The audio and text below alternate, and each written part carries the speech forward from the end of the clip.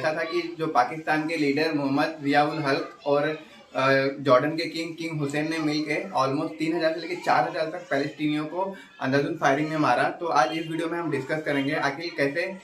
इस वीडियो में हम इसी इंसिडेंट के बारे में डिस्कस करने वाले हैं। तो चलिए शुरू करते हैं। गाइस, इस इंसिडेंट की शुरुआत 1967 में होती है, जब इजराइल और अरब वर्ल्ड की लड़ाई चली। तो ये लड़ाई इजराइल जीत जाता है। इजराइल जीतने के बाद वेस्ट बैंक और गाजा पट्टी दोनों पे अपना कंट्रोल जमा लेता है। तो उस समय के पॉपुलेशन के हिसाब से 55% वहाँ पे इस्लामिक रहते थे और 45% यहूदी रहते थे। तो इजराइल को अच्छे से पता था कि अगर हमने इन्हें इजराइल में मिलाया तो उन्हें सिटीजनशिप देना पड़ेगा, और सिटीजनशिप देने का मतलब है कि वोटिंग राइट भी देना। तो अगर उनके हाथ में वोटिंग राइट आ जाता था तो इन फ्यूचर अगर कोई भी वोटिंग होता था तो वो क्या करते थे, अपने ही लीडर को जिताते थे। और अगर उनका लीडर जीत जाता था तो जो भी लॉ एंड ऑर्डर पास होता था वो इस्लामिक के फेवर में ही होता था और जूस के अगेंस्ट में होता था। तो इसके लिए उन्होंने इन्हें अपने इजराइल में नहीं मिलाया, उन्हें सिटीजनशिप नहीं दिया। बल्कि ये बात इजराइल को अच्छे से पता थी, इसलिए इजराइल ने क्या किया, जो वेस्ट बैंक में पैलेस्टीनियंस रहते थे उन्हें जॉर्डन में माइग्रेट होने के लिए कहा, और जो गाजा में रहते थे उन्हें इजिप्ट में माइग्रेट होने के लिए कहा।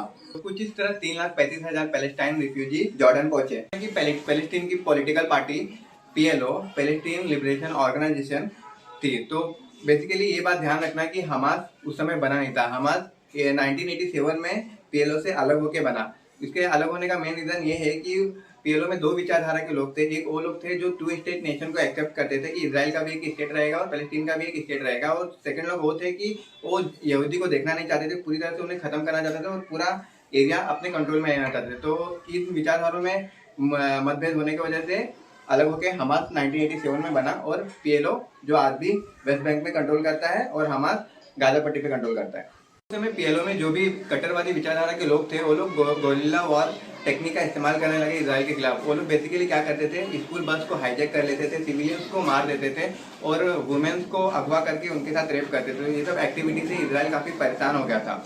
सबसे बड़ी घटना को अंजाम 6 सितंबर 1970 को दिया। दरअसल उन्होंने इजराइल के 3 एयरक्राफ्ट हाईजैक कर लिया और उसे पब्लिक मीडिया के सामने बॉम्ब से उड़ा दिया गया, जिससे सैकड़ों सिविलियंस मारे गए, जिसमें USA के भी सिविलियंस थे, साथ साथ अदर वेस्टर्न कंट्री के भी सिविलियंस थे।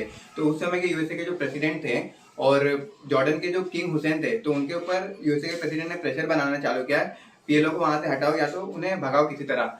तो इस तरह वो प्रेशराइज हो गए उन्हें भगाने के लिए। जॉर्डन के किंग हुसैन को इस बात का डर सताने लगा कि जो PLO है उनका पॉलिटिकल इन्फ्लुएंस धीरे धीरे जॉर्डन में काफी तेजी से बढ़ रहा है। तो इन फ्यूचर हो सकता है वो पॉलिटिकल इंटरफेयर भी करने लगे जॉर्डन में। तो इसके वजह से उन्होंने 15 सितंबर 1970 को ये डिसीजन लिया कि PLO को वहां से भगाया जाएगा। इसके लिए उन्होंने पाकिस्तान के जो जनरल लीडर थे मोहम्मद जियाउल हक, उनकी मदद ली। उन्हें जॉर्डन की आर्मी भेजा और साथ ही साथ उसमें कुछ पाकिस्तानी आर्मी भी इन्वॉल्व थी। तो उन्हें PLO को हटाने का टारगेट दिया। तो उन्होंने उस समय ना सिविलियन देखा ना PLO के जो मेंबर है उन्हें देखा, उन्हें अंधाधुंध फायरिंग किया। और इस फायरिंग में माना जाता है कि 3000 से 4000 पैलेस्टीनियन सिविलियंस की जान गई।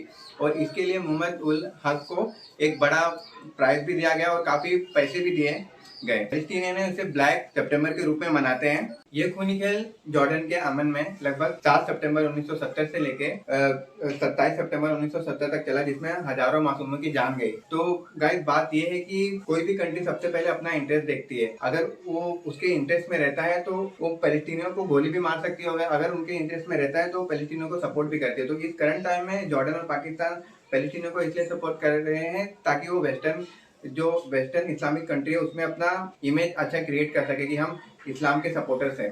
तो गाइस, कैसा लगा हमारा video? Please like and subscribe the channel. मिलते हैं नेक्स्ट वीडियो में। जय हिंद। और जो भी आपकी राय हो प्लीज मेंशन इन बिलो।